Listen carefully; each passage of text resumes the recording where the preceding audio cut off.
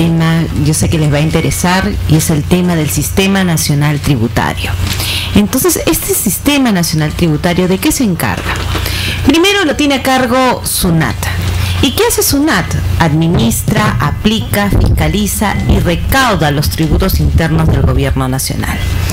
Para aclarar este tema vamos a contar con la participación de un importante economista como es el señor Walter Puelles.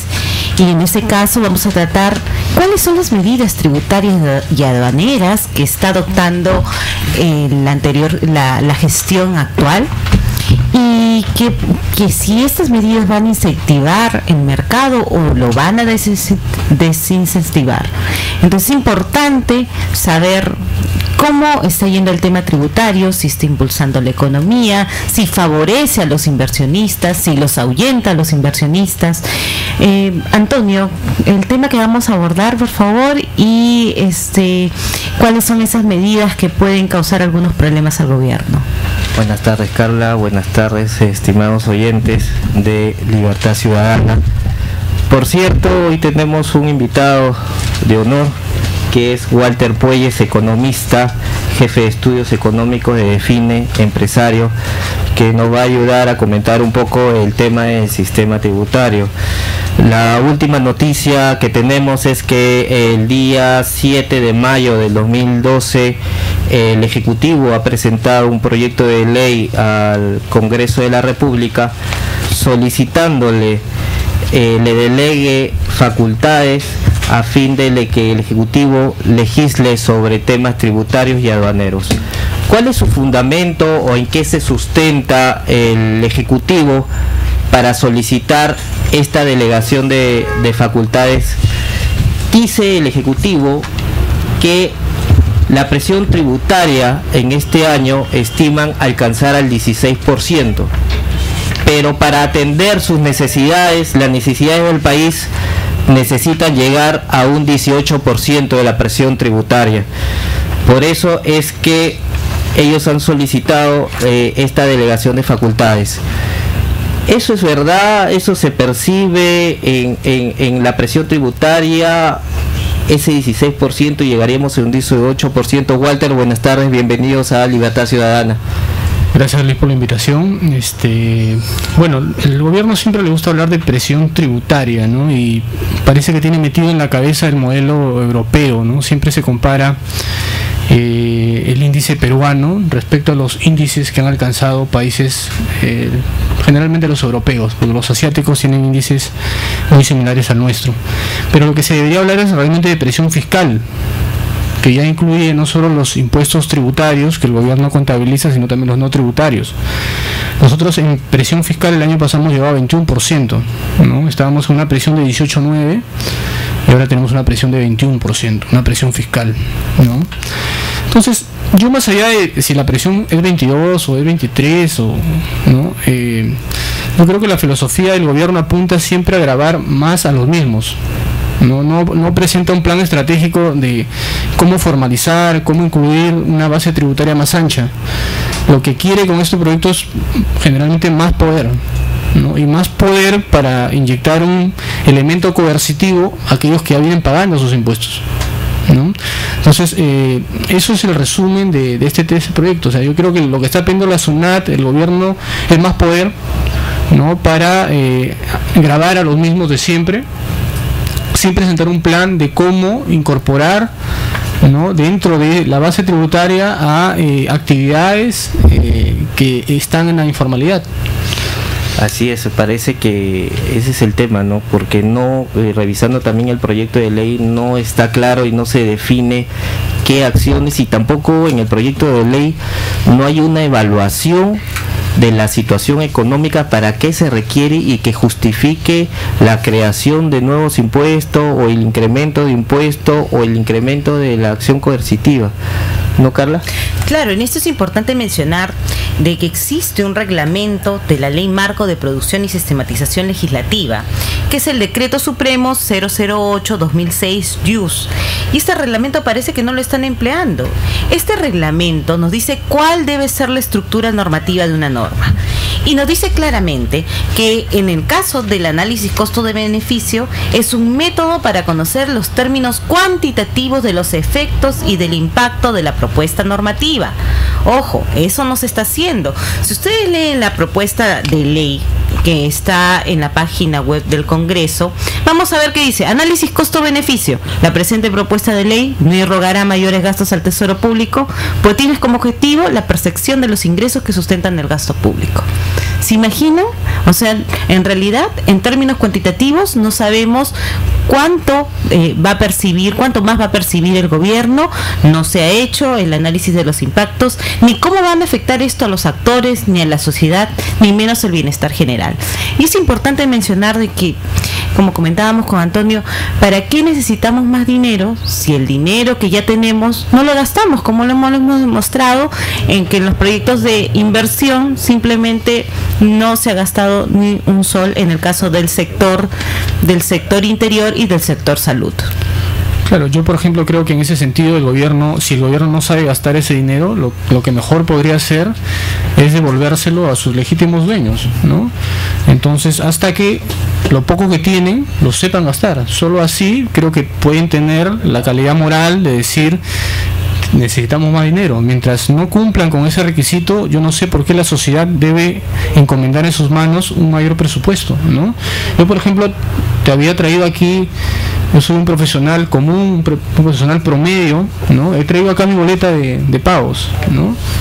Cuánto me pagan al mes, y yo he sacado mi cuenta, ¿no? Que sin considerar el salud, ¿no? Que es un aporte que supuestamente lo hace el empresario, es decir, la persona que me contrata, lo cual no es así. Finalmente es parte del costo laboral, ¿no? O sea, es parte de lo que tú generas y que en retribución a ello la empresa te lo da. Pero sin considerar el salud, considerando únicamente lo que pago de impuesto a la renta y la parte de mi gasto que pago con IGB, ¿no es cierto? Cada vez que tú vas al supermercado, cada vez que tus oyentes, ¿no?, gastan un sol en el supermercado, parte de esos 10 soles, de esos 20 soles, se queda en el Estado a través de impuestos, ¿no? Entonces yo, asumiendo un 70%, es decir, que lo que me queda de mi sueldo después de haber pagado impuesto a la renta, voy a asumir que un 70% de eso que me queda lo gasto en consumo, es decir, en pagar la luz, pagar el agua, ir al supermercado.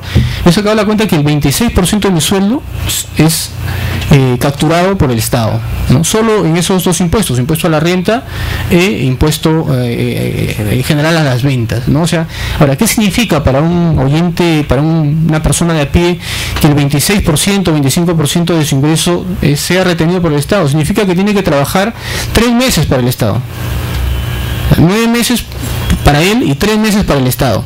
Ahora, si yo considero esto que pago de salud, que no es poca cosa, ¿no es cierto? Yo de salud estoy pagando 540 soles mensual a de salud, cuando la verdad ni siquiera voy, ¿no? Entonces ese 26% se convierte en un 35%, que ya no estamos hablando de 3 meses del año que yo dedico a pagar impuestos, sino estamos hablando de aproximadamente 4 meses, ¿no? Entonces eso es lo que también hay que evaluar, ¿no? No decir, oh, sí, Europa tiene niveles de 40% y Perú tiene de 21%, entonces vamos al 40%. Hay que copiar lo bueno, ¿no es cierto? Y si en Europa lo que hoy vemos está fracasando es justamente eso. Ya en Europa es demasiado caro producir. Las empresas desde hace años que no están en Europa se han deslocalizado. Entonces, obviamente, lo que sigue a renglón seguido es el déficit fiscal. Tú ves ahorita, no hay absolutamente una economía en Europa que en el 2011 haya registrado superávit fiscal, ¿no? Tienes a Austria con un déficit de 2.6, Bélgica con un déficit de 4%, Dinamarca con un déficit de 4%, Francia con un déficit de 5%, Grecia con un déficit de 9%, ¿no? Entonces esto se debe a que son economías que se han acostumbrado a que la plata pase siempre por el Estado. 50% del PBI es básicamente plata que pasa por manos del Estado, y el Estado de vuelta se la devuelve a través de servicios, ¿no es cierto?, a través de prebendas, se compra de empresas, y eso ¿en qué viene? En una pérdida de competitividad internacional. Si tú miras la participación en cualquier rubro, ¿no es cierto?, en el mundo, por ejemplo, acá te traigo el rubro de frutas, por citar un ejemplo, ¿no? La pérdida de competitividad de un país como España, por ejemplo, que antes tenía, qué sé yo, un 3% de toda la fruta que compraba Estados Unidos, hoy no tiene ni siquiera el 1%. Mientras que Perú, con un régimen laboral, tributario un poco más flexible, ¿no es cierto?, ha logrado de menos del 1% en el año 2000 tener hoy día una participación que ya alcanza el 3%. Entonces, tenemos que copiar lo bueno, no lo malo. Sí, Walter, interesante, interesante lo que explicas. Técnicamente nos dejas, nos ilustras y también nos permite preguntar lo siguiente, ¿no? Los impuestos directos, ¿no? O sea, mucho se abusa del impuesto directo y se dice que eso también es injusto porque el que no tiene paga igual que el que tiene. Una salida frente a lo que acaba de explicar sería hacer impuesto directo, o sea, sacarle más impuesto al que gana más y evitar que se nos saquen dinero a los que menos tenemos. Yo filosóficamente creo en un impuesto neutro, ¿no? O sea, el impuesto de la renta no es un impuesto neutro, ¿no? El impuesto de la renta lo que te dice, si tú ganas, pagas, y si no ganas, no pagas. O sea, yo creo que el Estado debería tener frente a esa posición una posición neutra, es decir, no debería existir en realidad un impuesto a la renta, ¿no? Y si existe debería ser muy bajo, no el 30% que es actualmente, ¿no? Porque el Estado no es socio nuestro, ¿no es cierto? Este impuesto a la renta se crea bajo una filosofía comunista, bajo una filosofía socialista que asume que el Estado somos todos y que por tanto todos de una u otra forma contribuimos en el valor que cada quien genera. Entonces, como todos contribuimos a generar lo que cada quien genera, ese todos tiene derecho a tener una parte del producto individual que cada quien aporta, ¿no? Entonces, 30% de ese producto es bastante, ¿no? Entonces, ¿qué significa que debería ser neutra? Significa que el Estado gasta y ese gasto lo deberíamos compartir todos independientemente de la utilidad que tú tienes. O sea, porque la utilidad no es un asunto del Estado, es un asunto de cada quien. A cada quien nos compete pagar, ¿no es cierto?, financiar ese gasto de Estado, que debe ser también un conjunto de funciones mínimas, ¿no? Por ejemplo, un ejemplo de impuesto neutro, el arbitrio, que cobra es un tributo, ¿no es cierto?, que tiene la municipalidad. La municipalidad te cobra por parques y jardines, te cobra por un conjunto de servicios que te da y te lo explica además. Eso es un impuesto neutro. Tú lo pagas independientemente de los resultados que tú has tenido. La municipalidad no interesa si tú has perdido, tú has ganado. Te está dando un servicio y te está cobrando un impuesto, o te está cobrando algo tan igual como te lo puede comprar el empleado que tú contratas. Cuando tú contratas un empleado y acuerdas con él pagarle una suma, eso es independiente de la ganancia que tú tienes. Tú ganas o pierdes, tú tienes que pagarle a esa persona porque esa persona te está dando un servicio. En el impuesto de la renta, por ejemplo, no opera esa lógica, ¿no es cierto? Opera una lógica en la cual el Estado, o sea, todos son dueños del 30% de lo que tú generas. Entonces eso es un castigo al productivo, ¿no es cierto?, que a la larga, ¿cierto?, lo que va a hacer el productivo es darse cuenta que en un país como ese no puede desarrollarse y va a buscar obviamente otras zonas donde sí puede hacerlo. Puede que esa zona incluso sea la informalidad, ¿no es cierto? Entonces, veamos bien qué tipo de país queremos hacer. O sea, un país donde se premie la productividad, donde se premie el esfuerzo, o donde un país donde al productivo lo castigas, ¿no es cierto? Como es el caso, te estoy dejando acá mi boleta de pagos, o sea, no estoy inventándote ningún dato, y esos son los números, divide, suma, no necesita hacer nada más, ¿no? Bueno, el presente bloque llega gracias a ARR Consultores, que nos ubicas en el teléfono 434-4736 y en la avenida Boulevard 594. Sumamente interesante este tema de la presión tributaria.